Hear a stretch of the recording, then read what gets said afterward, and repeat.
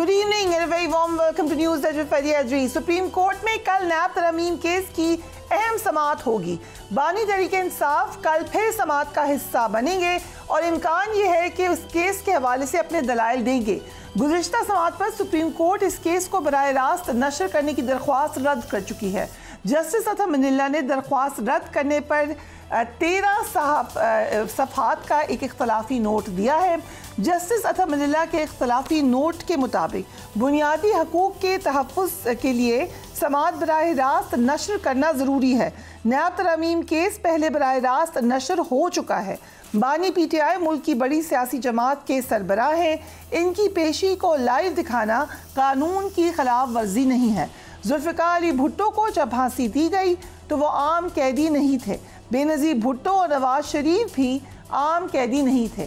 साबिक वज़ीर आज़म के ख़िलाफ़ नैब इख्तियार का गलत इस्तेमाल करता रहा है। साबिक वज़ीर आज़म को अवामी नुमाइंदा होने पर तज़लील का निशाना बनाया जाता रहा है, हरासा किया गया है। बानी PTI भी आम कैदी नहीं है, उनके लाखों फॉलोअर्स हैं। हालिया आम इंतखाबात के नताइज इसका सबूत है। SOPs का ना होना केस बराह रास्त नशर करने में रुकावट नहीं है। चेयरमैन तहरीक इंसाफ गौहर खान ने कहा है कि कल नैब तरमीम केस की समाअत के लिए बानी तहरीक इंसाफ से हमने मुलाकात करनी थी, उनसे पॉइंट्स डिस्कस करना थे, लेकिन वकला को मिलने ही नहीं दिया गया। ज़रा देखिए, कल सुप्रीम कोर्ट में केस है, वो नेब वाला केस जिसमें खान साहब ने खुद पेश होना है। दो कि खान साहब ने उस पर लिखा था कि मैं इन पर्सन पेश होना चाह रहा हूँ, लेकिन अगर इन पर्सन नहीं था तो उन्होंने लाइव कर दिया। वो लाइव भी नहीं है कवरेज, लेकिन कल ऑनलाइन जब खान साहब पेश होंगे उसके सिलसिले में सुप्रीम कोर्ट ने इजाज़त दे दी थी कि आप जाएँ, आप उनसे मुलाकात करें। और वकील और ख्वाजा हारिस साहब उसके सिलसिले में भी मिलना चाह रहे थे, बट अभी तक ये बताया गया कि इजाज़त नहीं है आज मुलाकात की, या मुलाकात आज शायद मुमकिन ना हो। तो इंशाल्लाह कल अगर मुलाकात, जो हमारी रूटीन का दिन है, मुलाकात होगी तो फिर इंशाल्लाह ताला तफसील से आप लोगों को आगाह करें। बानी तहरीक इंसाफ को हालिया दिनों में कुछ केसेस में रिलीफ मिला। हमने खुद ये कहा कि लग रहा है एक सीरीज ऑफ रिलीफ है, शायद कुछ आसानियाँ नज़र आएंगी PTI के लिए, लेकिन अब ये नज़र आ रहा है कि फ़िलहाल जेल से बाहर आना बहुत मुश्किल है और ना वो जेल से बाहर आ रहे हैं। सीनियर सहाफ़ी अंसार अब्बासी ने यह खबर दी है कि बानी तहरीक इंसाफ को अदालतों से रिलीफ मिल रहा है, लेकिन हुक्काम के पास उनको गैर मुअय्यना मुद्दत तक जेल की सलाखों के पीछे रखने के लिए ऑप्शंस मौजूद हैं। एक के बाद एक करके इमरान खान के खिलाफ मुकदमात ख़त्म हो रहे हैं, जिससे PTI रहनुमाओं और कारकुनान में उम्मीद पैदा हुई है कि पार्टी के सीनियर तरीन रहनुमा चंद हफ्तों में जेल से बाहर आ सकते हैं। लेकिन सरकारी ज़राए की सोच इससे बिल्कुल मुख्तलिफ है। जिस वक्त मुतनाज़ा ट्वीट ने FIA को बानी PTI के खिलाफ एक और मुकदमा कायम करने पर गौर का मौका दिया, वहीं नैब वाले तोशा खाना रेफरेंस दोम दायर करने के लिए दुरुस्त वक्त का इंतज़ार कर रहे हैं। ये इक़दाम इस बात को यकीनी बनाएगा कि इद्दत केस में बरी होने के बावजूद दोनों मियाँ बीवी सलाखों के पीछे ही रहें। बानी तहरीक इंसाफ को 4 मुख्तलिफ केसेस में अदालत ने सजाएं सुना रखी हैं। 3 मुकदमात में वो और उनके साथी मुल्ज़मान को या तो बरी कर दिया गया है या उनकी सजाएं मुअत्तल कर दी गई हैं। अब सिर्फ एक केस है जिसमें बानी PTI तहरीक इंसाफ की सज़ा उनकी जेल से रहाई में बड़ी रुकावट बनी हुई है। शायद ये मुख्तलिफ तलखियाँ ही हैं जिसकी वजह से पीपल्स पार्टी के सरबराह बिलावल भुट्टो ने पार्टी रहनुमाओं को तलकीन की है कि वो बानी तहरीक इंसाफ से तवज्जो हटाकर अवामी मसाइल पर ध्यान दें। ज़रा देखिए, पाकिस्तान के अवाम जो इस्लामाबाद में नफरत की सियासत चल रही है और उससे वो बहुत ही मायूस, और सच तो ये तो पूरा मुल्क मायूस है इस किस्म की सियासत से। मैं समझता हूँ कि आपका हुकूमत को, आपका असम्बली को, आप सब ये वफाकी सियासत के बजाय अवाम की इश्यूज पे फोकस करना चाहिए। शर्जील मेमन साहब आप नजर नहीं आ रहे। हमारे इंफॉर्मेशन डिपार्टमेंट को हमारे अपने मसाइल का हल देना चाहिए, ना कि ये इमरान क्या कर रहा है नहीं कर रहा है, हमें क्या फर्क। उसका अपना केसेस है, अपना केसेस का मुकाबला करें। हमारी नजर में ये मुत्तफाक अमल है और जब तक कोई जेन्युइन डेमोक्रेटिक अप्रोच नहीं लिया जाए तो फिर उसका नुकसान होता ही रहेगा। हम अपना काम पे ध्यान दें। मज़ा अब्बास और शाह रज़ा साहिबा हमारे साथ मौजूद है। Thank you so much for being on the programme. मज़ा अब्बास साहब, आपका भी कॉलम मेरे सामने है, अपनी सियासी तारीख से कब सीखेंगे? लिख रहे हैं आप कि अपनी सियासी तारीख से सबक सीखना हमारी आदत ही नहीं है। सबक याद भी उस वक्त आता है जब अपना मफाद पेश नज़र हो। इंतहाई माजरत के साथ इस हमाम में सभी उरियां हो चुके हैं। क्या सियासतदान आला अदलिया, यहाँ तक कि मीडिया भी। और यही वजह है कि आज तक हम अपनी सिमत का तयन नहीं कर पाए।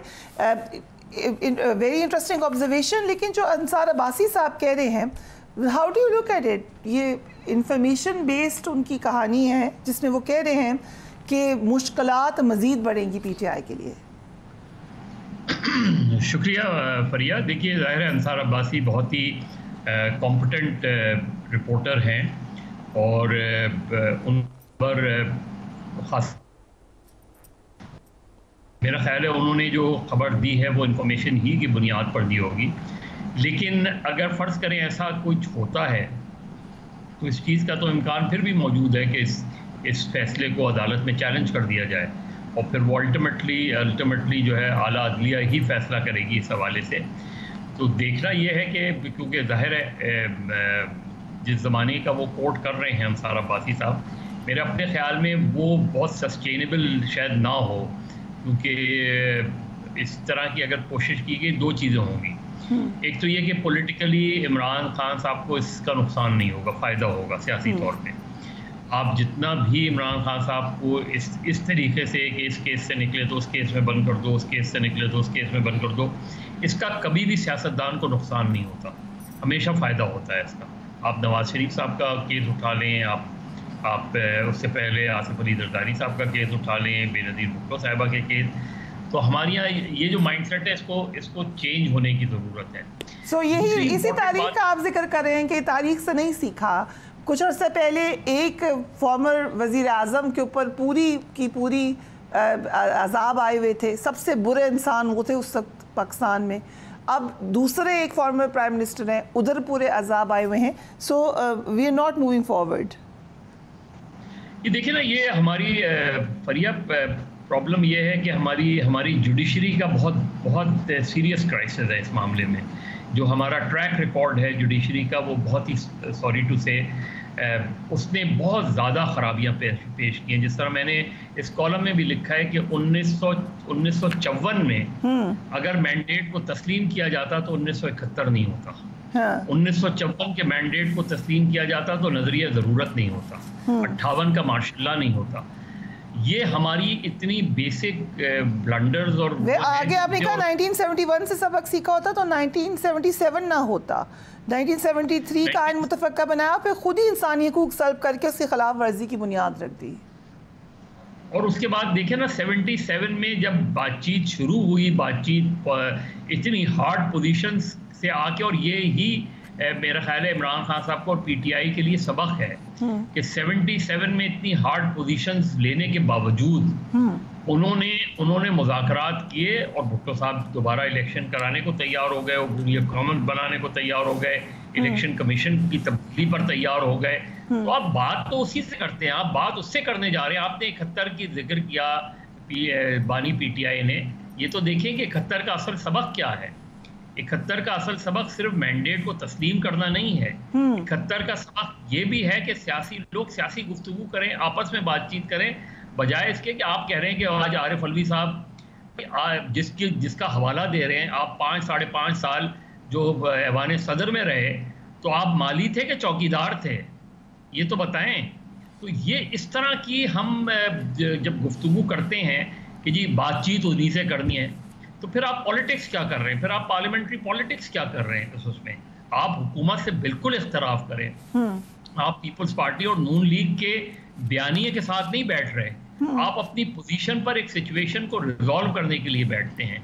तो ये मेरा ख्याल है ये हमारे पॉलिटिकल लीडर्स को सोचना चाहिए। अनफॉर्चुनेटली हम उस तरफ जा नहीं रहे। हम यही होते हैं कि जब अपोजिशन में होते हैं तो हमारी गुफ्तगू कुछ और होती है, जब हम हुकूमत में आते हैं तो हमारी गुफ्तगू कुछ और होती है। राइट। शहरता साहिबा, बिलावल भुट्टो ने बड़े अरसे बाद बात की। उन्होंने कहा छोड़ें ये क्या आप लगे रहते हैं एक ही शख्सियत के पीछे, फोकस ऑन योर वर्क। बड़ी मूविंग फॉरवर्ड बात थी, लेकिन फिर एक चीफ मिनिस्टर खैबर पख्तूनख्वा ने एक स्टेटमेंट दे दी, जरा देखिए क्या कहा उन्होंने। वो कहते हैं कि गंडापुर साहब के साथ मेरी रिश्तेदारी भी है। किसकी रिश्तेदारी है? गवर्नर साहब कहते हैं तुम खुद चोर हो, तुम्हारा लीडर चोर है, रिश्तेदारी भाड़ में जाए। मेरी ऐसे किसी बड़े से रिश्तेदारी नहीं है कि जो चोरों के फॉलो करते हैं और खुद चोर हो। वो लिमिट से बार बार निकलता है। तेरा काम क्या है? तू बार बार वज़ीर आला कर रहा है, तेरी हैसियत क्या है? अभी तुझे गवर्नर हाउस से निकाल के बाहर रोड पे फेंक दूंगा, ये तेरी हैसियत है? जिस तरह तू बड़ी बड़ी बातें कर रहा था, अब तू घुस के दिखा के पिया उसमें। ना उमाई का मुल्क है, तू मुद्दई भी बना हुआ है, तू जो है गवाह भी बना हुआ है, तू जज बना है। तू कौन है ना उमाई पे ना लेने वाला? तू गवर्नर आदमी है, गवर्नर हाउस पे रहे, उन्हें गाड़ियां भी बंद कर दूंगा, पेट्रोल भी बंद कर दूंगा, तेरा खाना पीना भी बंद कर दूंगा। बैठा होगा रोड के ऊपर, शर्म नहीं आती? अब वो सॉरी टू से दिस, में हंसना नहीं चाहिए, माय अपॉलॉजीज, लेकिन आपके MNAs MPs पूछेंगे बिलावल भुट्टो साहब से कि सर नफरत की सियासत हम ही ख़त्म कर दें या दूसरी तरफ से भी होनी है? अच्छा, पहली बात तो यह है कि देखिए उनकी जो पॉलिटिकल और जो उनकी फैमिली की ट्रेनिंग है वो ज़बान इस्तेमाल कर रहे हैं। हमारी फैमिली की और हमारी पॉलिटिकल ट्रेनिंग ये नहीं है, और बल्कि ये भी है कि जिसको अपने ज़बान और जज्बात पे कंट्रोल ना हो और आपको पता चल जाए कि ये शॉर्ट टेम्पर्ड है, तो उसकी बात का जवाब भी नहीं देना चाहिए। तो मैं नहीं समझती कि मैं जिस ख़ानदान से ताल्लुक़ रखती हूँ और जो मेरी पॉलिटिकल ट्रेनिंग है वो मैं ऐसी सूखी तड़ियों का जवाब दूँ। दूसरी बात जो है, आपने बात की बिलावल भुट्टो साहब से सब ये पूछेंगे, तो मज़हर भी मौजूद हैं, भाई मेरे सब जानते हैं कि बेनज़ीर भुट्टो साहिबा की शहादत के बाद जो हमें गवर्नमेंट मिली तो उसमें कोई पॉलिटिकल प्रिजनर नहीं था। एक ही पॉलिटिकल बना था कैदी, आज़म सवाती, जो उस वक्त नून लीग में थे, फिर PTI में चले गए। ज़्यादातर इसी तरह के लोग हैं PTI में, हादसाती। आपके भी तो उन्होंने जो है हामिद सईद काज़मी के ख़िलाफ़ जाकर कुरान पे ओथ दिया और कहा कि मेरे पास सारे सबूत हैं, ये हैं वो हैं हज करप्शन के, और फिर वो ना अदालत ने कभी उन्हें बुलाया 4 साल में, ना किसी की गैरत जागी, ना कोई समोटो हुआ। वैसे तो सुबह शाम होता था, समोसे चीनी हर चीज़ पे। बाद में जब हमारी गवर्नमेंट नहीं थी वो बरी हो गए। इसी तरह 1990 में जब मैं अरेस्ट हुई थी और 91 में रिलीज़ हुई थी, तो ये फ़ैसला जो था वो मुकदमा जो था, वो बुक जो होती है आपकी, जो साल के मुकदमों की छपती है कोर्ट की, उसमें लगा था। उसके बाद ख़वातीन नहीं अरेस्ट होती थी, लेकिन बानी PTI ने ये दोबारा ज़िंदा किया और अभी तक ख़वातीन जो हैं उनको भी जेलों में घसीटो, अपने मुखालिफ के हर आदमी को, अपना मुखालिफ जो हर शख्स उसको घसीटो। यहाँ तक कि खुर्शीद शाह हैं या दूसरे लोग हैं, अगर वो बीमार हुए तो कहा जाता था ये बीमार क्यों हो जाते हैं। लेकिन एक्सीलेंस तो उसकी PDM की गवर्नमेंट में हुई जिसमें आप हिस्सा थे। अभी भी ख़वातीन जेल में है। देखिए मैं ये कह रही हूँ, उन्होंने ये जिंदा किया और आपने उसको एक्सेलेंस पे हम तो है नहीं, हम तो है नहीं, हमारे ऊपर तो नहीं है। कैसे नहीं आप साथ हैं? क्वेश्चन मेरा इस पे क्वेश्चन है, जिस तक इलेक्शन हो रहे थे बिलावल भुट्टो रोज कहते थे कि इन खवातीन को निकालें जेल से। हम ये कह रहे थे कि कोई सियासी कैदी नहीं हो, अब नहीं है। हम अभी भी कहते हैं तो ये सब कोई सियासी कैदी नहीं है, सब सियासतदान नहीं होते। सियासी कैदी नहीं होना चाहिए, उन पे सियासी केस नहीं है उन खवातीन पे। उन पे 9 मई के हवाले से जो चीज़ें हैं उस पे हमारा ये इख्तलाफ है कि जिन पे जो केसेस हैं उनका स्पीडी ट्रायल करें, और अगर इनमें से कोई भी ऐसा केस है कि जिस पे बाहर रह के भी केस चल सकता है वो होना चाहिए। मैं तो कहती हूँ बानी PTI बड़े खुशकिस्मत आदमी है, 10 महीने में उनके फैसले आ रहे हैं। यहाँ तो जरदारी साहब को जिसका दिल चाहता है आके वो गिरफ्तार करता है। उनका मुकदमा उनके दौर में सिंध में नहीं चल सकता था क्योंकि वो कहते थे फिर आजम साहब ने कहा ना कि नई हुकूमत नए मुकदमे बनाना चाहिए। मैं ये समझती हूँ कि ऐसी बात नहीं है। मेरे साथ अभी दूसरे प्रोग्राम में कैसर शेख साहब थे, उन्होंने कहा कि मैं पार्ट ऑफ द कैबिनेट हूँ और कैबिनेट में ऐसी कोई बात नहीं आई है।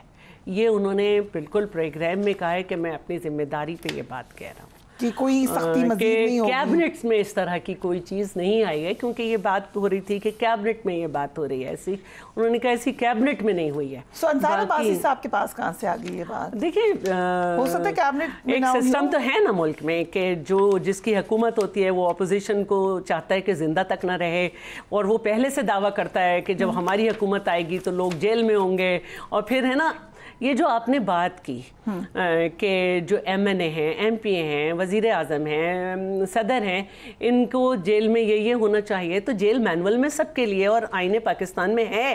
लेकिन उस वक्त भी बानी PTI कहते थे कानून के नीचे सब एक बराबर। ऐसे ये तो कोई सजा नहीं है, कहते थे अमेरिका में जाकर उन्होंने कहा। शौकत बसरा साहब, ये एक तो आपके जो चीफ मिनिस्टर की हर एक बात पे कहते हो कि तू क्या है, तुम ही कहो, ये अंदाज़े गुफ्तगू क्या है, ये इस कदर गुस्सा क्यों है उनको?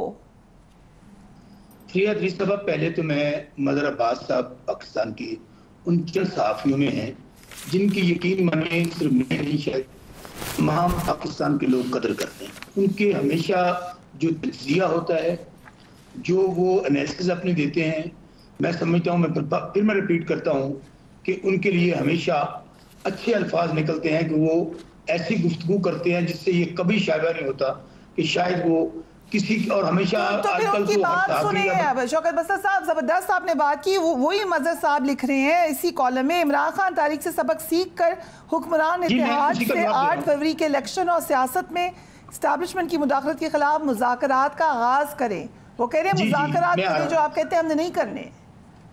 मैं उसकी बात पे आ रहा हूँ प्रिया, अगर मुझे टाइम दे देती मैं फिर कहने लगा हूँ कि मजहर अब्बास साहब हमेशा इनकी कदर करते हैं हम सब लोग, क्योंकि उन्हें हमेशा हक और सच की बात लिखते हैं और वाकई जो सहाफ़ी का काम होता है वो सहाफ़त करते हैं। अब रही उनका जो उन्होंने तजिया पेश किया कि हम सियासतदानों से बात करें, बिल्कुल सियासतदानों को सियासतदानों से बात करनी चाहिए और हमें तारीख से सबक भी लेना चाहिए। लेकिन बदकिस्मती मजहर अब्बास साहब ये है और फरियाद रीस साहब बात ये है, जब सियासतदान इस वक्त सूरत ये है कि अवाम ने उनको रिजेक्ट कर दिया, मुस्तरद कर दिया। मैं आपको अभी कहता हूं कि मियां नवाज शरीफ जिनको लंदन से बड़े हार पहना के लाया गया, बड़ा जनाब उनके तराने गाए गए, उनको लंदन प्लान हुआ जो मियाँ आवेगा लग पता जावेगा, तो मियाँ ने यहाँ पे आके कबूतर और तोते उड़ाने शुरू कर दिए और तंदूरों को विजिट कर रहे हैं। अगर मियाँ नवाज शरीफ हार गया, अगर मरियम बीबी हार गई, तो मुझे बताइए कि पार्टी तोड़ने के बावजूद, इमरान खान साहब पे 200 मुकदमा दर्ज करने के बावजूद, इमरान खान हिस्ट्री साड़ी गल हो गई है, और जब ये अवाम के अब नुमाइंदे नहीं है, कैसे अवाम के नुमाइंदे नहीं है? इलेक्शन जीते या हारे पॉलिटिकल एंटिटीज ही अवाम का नुमाइंदा है, और कौन है अवाम का नुमाइंदा? मेरी बात सुने ना, मेरी बात सुने, आप इनका फिर रवैया देख लेना। आप कह रहे हैं पॉलिटिकल एंटिटीज है। पाकिस्तान की तारीख में जितने भी इलेक्शन हुए उनके ऊपर धांधली, हर तरफ जो भी इलेक्शन हुआ धांधली की उंगलियां उठी। 2018 में इन्होंने कहा आरटीएस बैठ गया, मैंने 5 इलेक्शन लड़े हैं। कम से कम मैंने ऐसा इलेक्शन नहीं देखा कि जहां पर मजहर अब्बास साहब कराची में बैठे हैं कि 19 सीटों पे एमक्यूएम जो है वो पीपल्स पार्टी को कह रही है कि ये हारे हुए हैं, पीपल्स पार्टी एमक्यूएम को कह रही है, और हमारे वो लोग जिन्होंने 1.25 लाख वोट लिया हुआ है उनका वोट 10,000 कर दिया एमक्यूएम ने लिया है। मेरी मिसाल आपके सामने है, इजाजुल हक कामत डिक्टेटर का बेटा ज़ियाउल हक का तीसरे नंबर पे लेट्स कम ठीक है, आपका पॉइंट ऑफ व्यू, आपकी ट्वीट भी आज। अच्छा मेरी गुजारिश है, काफी हम मुज़ाकरात करें। क्या ये मुज़ाकरात के हालात हैं कि एक तरफ आप हमारे दफ्तर सील कर रहे हैं, एक तरफ रऊफ साहब पर कातिलाना हमला कर रहे हैं, तीसरी तरफ आप मुझे बताइए कि ये अभी इन्होंने बनाया ना कमीशन 3 सीटें थी इस्लामाबाद की, क्या बना? इलेक्शन कमीशन तो पार्ट एंड पार्सल है इनका, और जो जजेस हाई कोर्ट ने कहे हुए हैं वो इलेक्शन कमीशन में नहीं लगा रहे। जो लोग अगर इनका वजीर आजम हार गया, मियां नवाज शरीफ हार गया, मरियम बीबी हार गई, तो मुज़ाकरात उनसे करता है जिनके पास इख्तियार हो। इनके पास देखे ना, ये अपना वजीर खजाना इन्होंने लगा सकते। पिछले दिनों मियां शहबाज शरीफ ने पेट्रोल का रेट 15 कर दिया ना। ठीक है, मुझे एक ब्रेक पे जाना है। चलो आप इससे बात करना चाहिए, मज़हर साहब भी जरूर रिस्पॉन्ड करेंगे। We will take a break, उसके बाद हम बात करेंगे और यकीनन अतमिल्ला साहब के खिलाफी नोट को भी डिस्कस करेंगे right after break.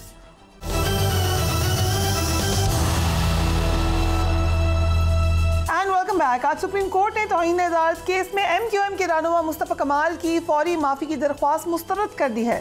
Chief justice काजी फाइज ईसा की सबराही में सुप्रीम कोर्ट के 3 रुकनी बेंच ने फैसल वाडा और मुस्तफ़ा कमाल के खिलाफ तौहीन अदालत केस की समाअत की। फैसल वाडा और मुस्तफ़ा कमाल अदालत में पेश हुए। चीफ जस्टिस ने पूछा क्या मुस्तफ़ा कमाल ने फैसल वाडा से मुतासर होकर दूसरे रोज़ प्रेस कॉन्फ्रेंस कर दी थी। मुस्तफ़ा कमाल के वकील फ़रोग नसीम थे, उन्होंने जवाब दिया कि यह महज एक इत्तेफाक था, मुस्तफ़ा कमाल ने तौहीन नहीं की। मुस्तफ़ा कमाल ने रिबा की अपीलों के तनाजुर में बात की थी। अदालत गैर मशरूत माफ़ी कबूल करते हुए तौहीन अदालत की कार्रवाई ख़त्म करे। मज़ीद जो बातचीत हुई वो आप अपनी स्क्रीन पर देख सकते हैं। एक मौका पर चीफ जस्टिस ने अटॉर्नी जनरल से कहा कि अगर पार्लियामेंट में जजेस की कॉन्डक्ट को ज़ेर बहस लाया जाए तो क्या होगा। अटॉर्नी जनरल ने जवाब दिया कि तौहीन अदालत के कानून का इतलाक़ होगा। अटॉर्नी जनरल ने कहा कि मेरे ख्याल में नोटिस बनता है दोनों प्रेस कॉन्फ्रेंसेस नशर करने वाले टीवी चैनल्स को फी सेकंड 1-1 लाख रुपए जुर्माना होना चाहिए।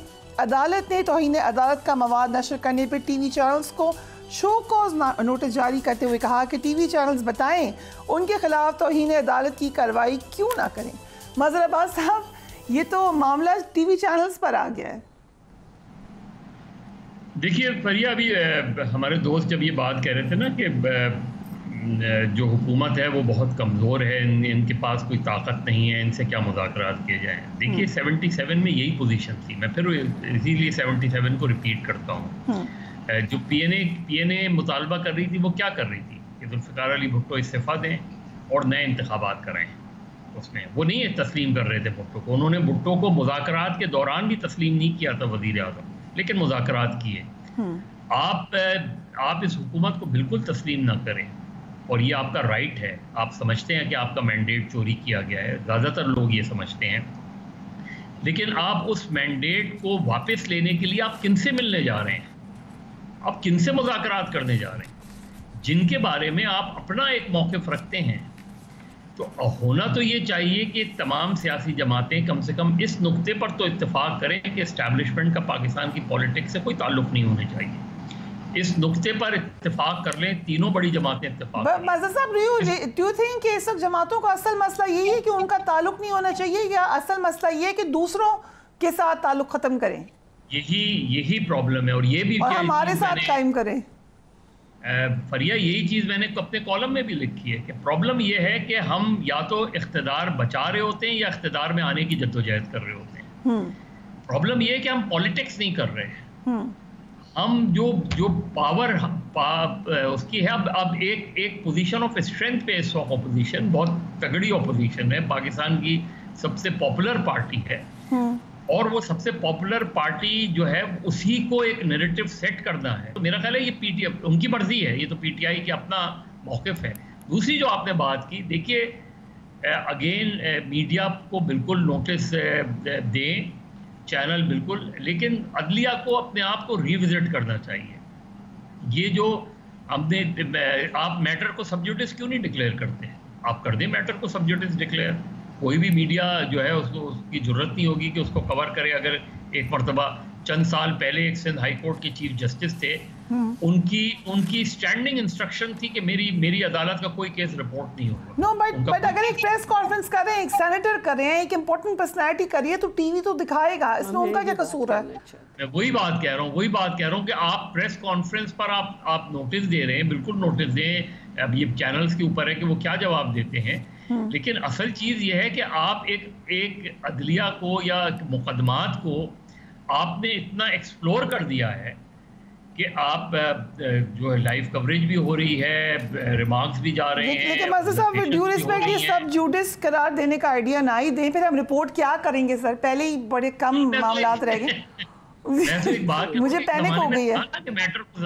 तो अब मसला ये है कि अब जब आप लाइव दिखा रहे हैं तो उसका जवाब अगर आ रहा है तो आप उसमें जाहिर है फिर ये तो बात एक पेंडोरा बॉक्स तो खुला हुआ है ना। पेंडोरा बॉक्स खुला है तो अब कोई पॉलिटिशियन किस तरीके से बात करता है, कोई किस तरीके से बात करता है, तो एक लाइन ऑफ डायरेक्शन तो सेट कर दे अदलिया। ठीक है। सो शहरज़ा साहब, आज पीपल्स पार्टी की भी बड़े लोग मौजूद थे अदालत में इन सॉलिडारिटी विद सेनेटर फैसल वाडा। आप लोग फुल सपोर्ट दे रहे हैं उनको? नहीं, मैं तो नहीं सुना कि कोई सपोर्ट दे रहा है, लेकिन जाते हैं लोग। परसों भी मैंने फारूक लाइक को बैठे देखा था। देखें, दो बातें मैं करूँगी। मैं तो बसरा साहब की बात करूँगी कि भाई ये कमज़ोर हुकूमत है, तो वो कौन सी मजबूत हुकूमत थी जिसके बिल भी पास करने के लिए फ़ोन आते थे, जिसके कोरम पूरा करने के लिए मेंबर्स को फ़ोन किए जाते थे? वो कौन से आरटीएस अगर बैठा नहीं था और बड़ा अच्छा इलेक्शन था और आपकी ज़िंदगी के 5 कंटेस्टिंग इलेक्शन में वो था, तो उसके बाद जो ज़हीरुल इस्लाम है उसको ये कहने की क्या ज़रूरत पड़ी कि हम इनको ऑप्शन के तौर पे लाए थे? मरियम नवाज़ यही कहती थी ना कि इनसे बात नहीं करनी। मौलाना भी कहते थे कि ये तुम लोग वो लीडर नहीं थी उस वक्त, अपनी पार्टी की डिसाइडिंग फैक्टर नहीं थी। और उसके बाद जो है जब वो जीत कर आए 2018 में, तो बाकायदा उनको चार्टर ऑफ इकोनॉमी और कदम बढ़ाओ इमरान ये नारे असेंबली में लीडर्स ने तो पहले दिन से कहा, उन्होंने भी कहा था, नून लीग वालों ने भी कहा था। उस वक्त भी फॉर्म 45 नहीं मिले थे जो अभी तक नहीं मिले, उस वक्त भी बड़े मसाइल थे। लेकिन बात यह है कि ये समझना चाहिए इन्हें। अब दूसरी बात यह है कि देखें, ये कोई नई बात नहीं है कि सब जुडाइस मैटर जो हैं उस जब तक उनका डिसीजन ना आ जाए सब जुडाइस ही होते हैं। आप उसमें कॉन्डक्ट ऑफ जजेस पे नहीं बात करें, लेकिन हमने पैनामा केस में देखा कि बाकायदा बाहर एक और अदालत लगती थी और जब तक अकामा पे उनको सज़ा नहीं मिल गई उस वक्त तक जो है पैनामा केस बाहर आके इसी तरह डिस्कस होता था। तो ये क्या है? तो हमारे तो एज जो है आप जब मेंबर बनते हैं चाहे प्रोविंशियल असेंबली या नेशनल असेंबली, तो उसमें ये बात बड़ी वाज़ेह होती है कि सब जुडाइस मैटर्स जो हैं वो डिस्कस नहीं होंगे। तो उनको वाकई बट मुस्तफ़ा कमाल साहब को भी आप जानती हैं, फैसल वाडा साहब को भी, दोनों ने थोड़ा फर्क स्टांस लिया। आपको क्या लगता है? मैं सिर्फ एक बात कहना चाहती हूँ, आपको किसी भी चीज़ पे ऑब्जेक्शन है, दोनों कराची के, आपको किसी भी चीज़ पे ऑब्जेक्शन है, जो कराची का है, हैदराबाद का है, लाहौर का है, कहीं का भी है, इंसान का लहजा और अल्फाज का चुनाव ज़िंदगी में बहुत अहमियत रखते हैं। उस पर हमेशा अमल करें और कोई भी आप कड़वी बात भी आराम से कह सकते हैं। इस्लाह की गुंजाइश हर जगह हो सकती है, आप कह सकते हैं। अब ऐसी बात के गंडापुर बोले तो मैं उसकी तरफ देखना भी नहीं पसंद करूँगी और ना ही उसकी बातों से उसे हाइप मिल गई। हो सकता है वो इससे खुश हो जाए, क्योंकि अलवी साहब की बात कोर्ट होती है कि जब उन्हें पता चला कि मरहूम नईम साहब, जिनके जनाजे पे इमरान साहब नहीं गए थे, जो उनके दोस्त थे, उन्होंने जब गिलास मारा, पानी फेंका उस पर हमारे सिंध के जो हैं जमील सुमरो, तो जब ये पता चला उनको, इमरान साहब को, पीटीआई के रहनुमा को, तो वो बड़े खुश हुए कि बहुत अच्छा हुआ। तो फिर ये उनकी खुशी के लिए गंद घचोली जाती है। राइट। शौकत बस्तर साहब, क्यों इस किस्म का सख्त स्टांस लिया जा रहा है? ज़रूर मुज़ाकरात पे बात करें, लेकिन आपका अपना लीगल बैकग्राउंड है, आपको क्या लग रहा है फैसल वाडा और मुस्तफ़ा कमाल मुश्किल में है? देखिए, मैं आपको अर्ज करूं, पाकिस्तान का सबसे बड़ा मसला ये है कि अगर हमारे यहाँ अदालतें काम कर रही होती, जजेस आजाद होते, यहाँ पे रूल ऑफ लॉ होता, आइन और कानून पे अमल हो रहा होता, तो आज हम बनाना रिपब्लिक ना होते। इंडिया आपके साथ है, हमारे साथ आजाद हुआ। मुझे बताइए कि इतनी बड़ी जमहूरियत है, वो 1,40,60,00,000 का बनाना रिपब्लिक ऑपोजिशन में ही नजर आती है, जब गवर्नमेंट में होते तो बिल्कुल ठीक होता। हम तो फ्रिया, हम तो टोटल 76 साल में 3.5 साल रहे हैं। ये जो अभी एक दूसरे को जितने भी साल थे उसमें महंगाई इंटरनेशनल फिनोमेना था, उसमें दीगर मामलात अलग थे, वो स्टांस अलग होते थे। बट इशारा साहब को क्वेश्चन पूछना चाह रही हैं। मैं ये कहना चाह रही हूँ, ऐसे नहीं ना, आप एक तो मुझे इंटरप्ट कर देती हैं। आप इंटरप्ट पे बात, अच्छा चलिए क्विकली। अच्छा, मैं आपको ये कह रहा था, एक तो आपने इंटरप्ट कर दिया, मैं बात और करना चाह रहा था। पहली बात तो ये जो इस वक्त टोला मिला हुआ है सारा, जो इनको कहे ना, अब ये बेशक फार्म 47 की हुकूमत है, जाली हुक्मरान है, बनाएगी जुडिशियल कमीशन, 2014 से बना दे, 2018 से बना दे। हम तो बार बार मुतालबा कर रहे हैं और ये 9 मई के पीछे बार बार छुप रहे हैं। 9 मई आज भी आप देखें कि सनम जावेद को दोबारा जमानत हुई, फिर गिरफ्तार कर लिया।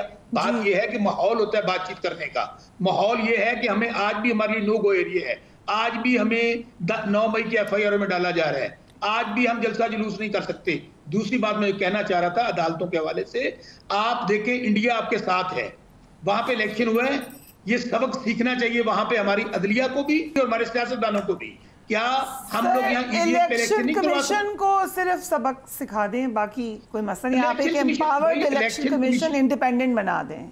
इलेक्शन कमीशन तो पार्ट एंड पार्सल है इन हुक्मरानों का, जो उनको हुक्म आया उन्होंने वो किया है। मैं आज ये सिर्फ कहना चाहता हूं कि अगर ये जो हुक्मरान अभी जो वोट को इज्जत देने की बातें करते थे, वोट को इज्जत दो, रूल ऑफ लॉ चाहिए, पीपल्स पार्टी बड़ी इंसानी हकूक की बातें करती थी, बड़े जमहूरियत के भाषण और लेक्चर देती थी। आज इनसे पूछे ना किस तरह इन्होंने कब्जा किया हुआ पूरे पाकिस्तान के ऊपर, किस तरह ये तमाम हारे हुए लोग जो है वोट को इज्जत दे रहे हैं। इसलिए हमारा मुतालबा वही है कि अगर आप पाकिस्तान में आगे मामलात को लेके जाना चाहते हैं, इनकी जाली हुकूमत है, ये कहें चीफ ठीक है। आई एम सो सॉरी, मुझे आपको इंटरप्ट करना पड़ेगा क्योंकि वक्त बिल्कुल खत्म हो गया है। आप क्विकली अपना क्वेश्चन कर लें। देखिए, पाकिस्तान तो आगे जा रहा है, 38 से इन्फ्लेशन जो है वो 13.37 पे आ गई, पेट्रोल की कीमतें कम हो रही हैं, फ्रेंड्स कंट्रीज जो है वो हमारी तरफ आ रहे हैं, इस्लामिक कंट्रीज हमारी तरफ आ रहे हैं। पाकिस्तान को आगे जाना है, पाकिस्तान को आगे जाना है, और वो इलेक्शन जिसमें आप थर्ड ऑप्शन के तौर पर आए थे वो सही इलेक्शन था, उसमें आप गोद में बैठे हुए थे, मुन्ने थे, बहुत अच्छे थे, सब सही था। लेकिन अब जो सूरत हाल है वो आपको इसलिए बुरी लग रही है कि जो आप इल्जाम लगा रहे हैं कि किसने इनको जितवाया है, तो फिर जो मौलाना फजलुर रहमान हैं वो जो इल्जाम लगा रहे हैं कि उनकी सीटें किसको दी गई हैं, तो वो सही होगा, फिर वो सही होगा को दी आपको दी गई हैं। चलिए ये सारी बातें सोचते हैं, सोचा I have to wrap this up. यकीनन अभी इंडियन इलेक्शन की जिक्र हुआ है, हम उसके ऊपर एक नजर डालेंगे, लेकिन एक ब्रेक लेते हैं। We will be right back.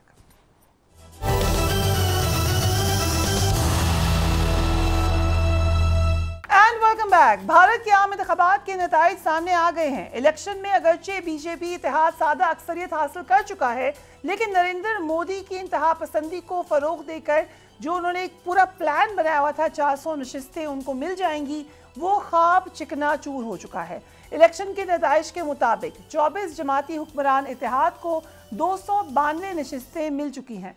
Congress की क़यादत में बनने वाले अपोजिशन इत्तेहाद इंडिया को 234 नशिस्तें हासिल हुई।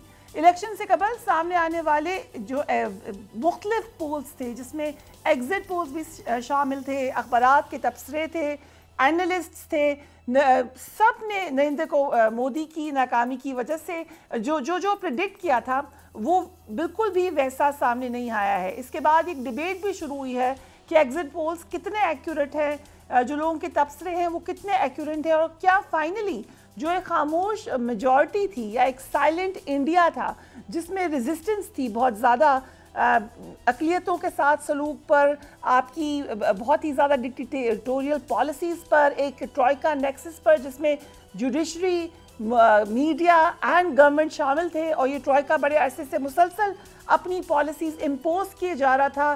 ब्रीदिंग स्पेस कम हो रही थी माइनॉरिटी के लिए, लेकिन वो एक बड़ा इंडिया जो साइलेंट था, क्या वो फाइनली जागता हुआ नजर आया है। जो रिजल्ट आए उसकी वजह से भारतीय स्टॉक मार्केट क्रैश कर गई और डॉलर के मुकाबले में भारतीय रुपए की कदर गिर गई। इलेक्शन के सबसे अहम बात जो हुई वो हम कह सकते हैं कि मोदी की नफरत आमेज बयानियाँ, हिंदुत्व पॉलिसी, एक ही मज़हब की तरफ जुनूनी रुझान या उसी की बार बार बाज़गश्त करना, उन तमाम बातों को शिकस्त दे दी गई है। नरेंद्र मोदी की अयोध्या में बाबरी मस्जिद की जगह राम मंदिर बनाकर नफरत का प्रचार जो उन्होंने किया, उसका कोई फ़ायदा नहीं हुआ। अयोध्या में राम मंदिर वाले इलाके में फैज़ाबाद की नशिस्त बीजेपी के हाथ से निकलकर समाजवादी पार्टी को मिल चुकी है। सो जो एक सिंबॉलिक इमेज था नफरत का भारत में, वहाँ पर भी आप कह सकते हैं कि उसको शिकस्त हुई है। रियासत उत्तर प्रदेश में भी बीजेपी को शर्मनाक शिकस्त हुई और बीजेपी की बढ़तरी 62 नशिस्तों से कम होकर 36 नशिस्तों तक महदूद रही। अपोजिशन इत्तेहाद ने उत्तर प्रदेश में 43 नशिस्तें जीतकर नरेंद्र मोदी की नफरत की सियासत को रोन डाला। भारतीय इलेक्शन के दौरान बीजेपी और कांग्रेस की क्या कारकर्दगी रही, उस पर भी एक नज़र डालते हैं। बीजेपी ने 2024 के इलेक्शन में 240 नशिस्तें हासिल की। 2019 के इलेक्शन में बीजेपी को 303 नशिस्तें मिली थी। हालिया इलेक्शन में बीजेपी ने 63 नशिस्तें गंवा दी। बीजेपी के नेशनल डेमोक्रेटिक अलायंस ने 2019 में 353 नशिस्तें हासिल की। 2024 के इलेक्शन में नशिस्तें कम होकर 293 रह गईं। बीजेपी इत्तेहाद को 2019 के मुकाबले में 2024 में 60 नशिस्तें कम मिली हैं। कांग्रेस ने 2024 के इलेक्शन में 99 नशिस्तें हासिल की। 2019 के इलेक्शन में कांग्रेस को 52, हालिया इलेक्शन में कांग्रेस की 47 नशिस्तों का इजाफा हुआ है। 2019 में कांग्रेस इत्तेहाद इंडिया 91 नशिस्तें हासिल कर पाया था। 2024 में कांग्रेस इत्तेहाद ने 234 नशिस्तें हासिल की। 2019 के मुकाबले में 2024 में कांग्रेस इत्तेहाद की 143 नशिस्तों का इजाफा हुआ। इलेक्शन से पहले एग्जिट पोल्स नाकारा साबित हुए। एग्जिट पोल्स में बीजेपी इत्तेहाद की 350 से ज़्यादा नशिस्तें कंफर्म की गई थी। बीजेपी ने इंतखाबी मुहिम में गूगल इश्तिहारात की मद में 116 करोड़ रुपए खर्च किए। कांग्रेस ने इंतखाबात की डिजिटल मुहिम चलाने में 45 करोड़ रुपए खर्च किए। भारतीय वज़ीर-ए-आज़म नरेंद्र मोदी ने अपनी इलेक्शन मुहिम के दौरान मीडिया को 80 इंटरव्यूज़ दिए। मकबूजा कश्मीर में मुस्लिम अक्सरियती तीनों नशिस्तों पर बीजेपी ने उम्मीदवार खड़े करने से ही गुरेज किया। बीजेपी अगर मकबूजा कश्मीर में इलेक्शन में हिस्सा ले लेती तो आर्टिकल 370 वापस लेने पर अवामी गज़ब का निशाना यकीनन बनती। खालिस्तान तहरीक के रहनुमा और साबिक भारतीय वज़ीर-ए-आज़म इंदिरा गांधी को कत्ल करने वाले बेनत सिंह के बेटे सरबजीत सिंह ने भी इलेक्शन में कामयाबी हासिल की। खालिस्तान तहरीक के सरबराह अमृतपाल सिंह भी आज़ाद हैसियत में कामयाब हुए। अमृतपाल सिंह अप्रैल 2023 से जेल में हैं और वहीं से इलेक्शन में हिस्सा ले रहे थे। बीजेपी इत्तेहादी जमातों की मदद से मरकज़ में हुकूमत बनाने में कामयाब तो हो जाएगी, लेकिन उसे हमेशा इत्तेहादी जमातों की नाराज़गी का खतरा रहेगा। नरेंद्र मोदी अगर वज़ीर आज़म बने तो वो जवाहरलाल नेहरू के बाद तीसरी बार वज़ीर आज़म बनने वाले वाहिद शख्स होंगे। इलेक्शन में अपनी इससे पहले जो बातें करते रहे नरेंद्र मोदी, वो भी हमने आपको दिखाया। इस वक्त भी वो क्या कह रहे हैं, लेट्स वॉच। लेकिन इलेक्शन के दौरान भी भारतीय वज़ीर आज़म जिस किस्म की नफरत का प्रचार करते रहे, ख़ास तौर पे मुस्लिम अक़लियत के लिए, वो भी देखी जाए। Haris Nawaz, thank you so much being on the programme. क्योंकि बहुत ज़्यादा मुझे आप क्लोज इसको मॉनिटर करने का मौका इसलिए मिला कि बहुत सारे लोगों की कॉल्स आई, बहुत सारी माइनॉरिटीज़ के सेंटिमेंट्स मैंने ऑब्ज़र्व किए। रोते थे लोग, इतने परेशान रही है वहाँ पे माइनॉरिटी कम्युनिटी, इस वक्त भी है, और एक उनके पास स्पेस ही नहीं थी कि वो अपना इजहार कर सकें। क्या इस इलेक्शन में उनको मौका मिला है टू वेंट आउट? देखें, खुल्ला hatred against BJP, hatred against Narendra Modi, Amit Shah, Rajnath Singh, Ajit Doval, जो चार कटोले आरएसएस के जो ये गुंडे हैं और जिनके हाथ मुसलमानों के खून से रंगे हुए हैं, इनको उन्होंने रिजेक्ट किया। मेजॉरिटी ऑफ लोगों ने दे हैव शोन कि दे वांट मॉडरेट और जो रिकनसाइल करें और इकट्ठे रहने की बात करें। ये इन्होंने वोट हमेशा तो यही किया।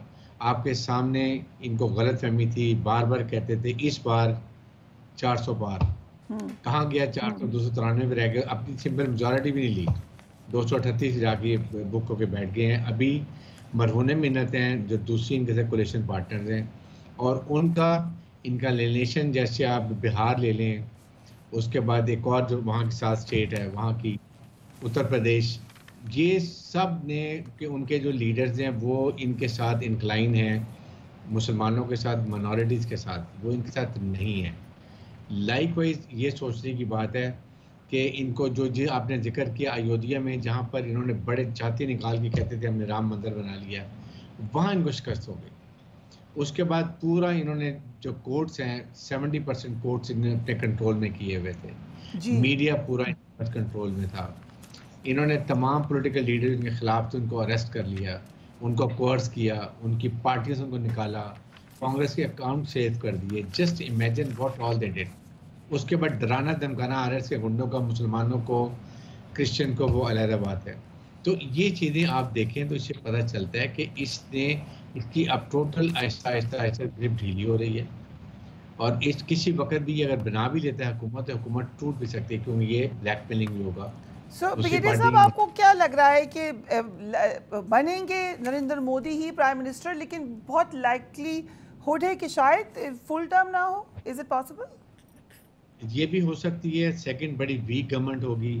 जिस तरीके से ये 400 एम ने ला के लोकसभा में ये चाहता था कॉन्स्टिट्यूशन को चेंज करना, ये मुसलमानों के खिलाफ, माइनॉरिटी के खिलाफ नए रूल बनाना चाहता था, उसमें इसको बड़ी बुरी तरह शिकस्त हुई है। ये ऊपर से ये हंस रहे हैं, अंदर से इसका दिल रो रहा है कि व्हाट हैज हैपेंड। और ये इसकी पॉलिसी जो इसकी माशी पॉलिसी थी, वो भी उससे सारा मीडिया को हम जानते हैं ब्रिगेडियर साहब कि एक सख्त किस्म का क्रैकडाउन मीडिया पे रहा। मीडिया का नेक्सस था, गोदी मीडिया कहलाता है भारत का मीडिया। अनफॉर्चुनेटली जो इंडिपेंडेंट आवाज़ें थी उनको दबाया गया, लेकिन social media played a part. आपके ख्याल से ये भी इंटरेस्टिंग है, क्योंकि पाकिस्तान के इलेक्शन में भी social media played a part, and अब भारत के इलेक्शन में भी बहुत ज़्यादा। आपने देखें, इसने कनाडा में सिख लीडर्स को मारा, अमेरिका में मारा, पाकिस्तान में इसने खुद कन्फेस किया। ये भी चीज़ें इसके बहुत खिलाफ गई हैं। ही थॉट कि ये इजराइल के साथ मिल के जो चाहता है करेगा, लेकिन इंडिया के अवाम जो कि काफ़ी मॉडर्न है और जो इनका एक सेकुलर स्टेट थी, उसका चेहरा मस्त कर दिया इसने कि ये एक्सट्रीमिस्ट टेररिस्ट कंट्री बन गई। और उसके साथ देखें 370 से वो किया, 35A को किया। अभी ये वहाँ की डेमोग्राफी चेंज कर रहे हैं। उसके बाद इसने वहाँ पर अब इलेक्शन में हिंदुओं की सीटें बढ़ा रहा था, ताकि वहाँ पर हिंदू आप इनका चीफ मिनिस्टर आ जाए, इनकी पार्टी का चीफ मिनिस्टर आ जाए। वो भी इसका रास्ता तकरीबन बंद हो गया। इस लिहाज से देखें तो बहुत ही ये हालात इसके खिलाफ गए हैं, इसको समझना चाहिए। फिर इसने कितने अपने सिक्योरिटी एजेंसी इस्तेमाल की पकड़ने के लिए लीडर्स को, उनको कितना सख्त तंग किया। यहाँ तक आप ये देख लें कि इस वक्त ये कितनी सीट थी इसकी, 302 थी पिछले इलेक्शन में, अभी इसके पास कितनी रखती जाएंगे। सो डिफरेंस आप देखें, लोगों ने अपनी इजहार दिखा दी है कि नफरत को, वो जो हेट इसने की हुई थी माइनॉरिटीज़ की, वो ख़त्म हो गई है। और उसके बाद इसकी पॉलिसी जो कि ये पाकिस्तान अपने हमसाया मुल्कों के साथ कर रहा है, दुनिया में टेररिज्म कर रहा है, फाइनेंशियल टेररिज्म कर रहा है, खुला पाकिस्तान में खुल के कहते हैं कि बलूचिस्तान में ये कर रहे हैं, बलूचिस्तान को मलहदा करेंगे, खुदा न खास्ता ये चीज़ों को देखें तो इससे ये पता है। आपके पास मणिपुर में इसने क्या किया, बिहार में मुसलमानों के खिलाफ क्या किया, आंध्र प्रदेश की जो हुकूमत है जिसकी कोलेशन में, वो इनके खिलाफ है अंदर से, क्योंकि दे आल्सो के जो बना के रखती है। तो ये the results are shocking for the polls, लेकिन reflective of the opinion of larger silent India. We can say that. Brigadier Haris, thank you so much for joining us. यकीनन जब भी इलेक्टोरल प्रोसेस होता है किसी भी डेमोक्रेसी के लिए बड़ी खुशी की खबर होती है। स्मूथ प्रोसेस आपके लिए फ़ख्र का बायस होना चाहिए। इंडिया एक बड़ी डेमोक्रेसी है, उसका जो इलेक्टोरल प्रोसेस है उसको हम कह सकते हैं कि बहुत बेहतर है, साउथ एशिया में ज़बरदस्त है। लेकिन जो एक बीजेपी का डार्क क्लाउड था वो बहुत बुरी तरीके से जकड़े हुए था भारत को बड़े अरसे से। वी कैन से कि एक अच्छी खबर नजर आई है भारत के लिए। Do take care of yourself. अल्लाह हाफ़िज़।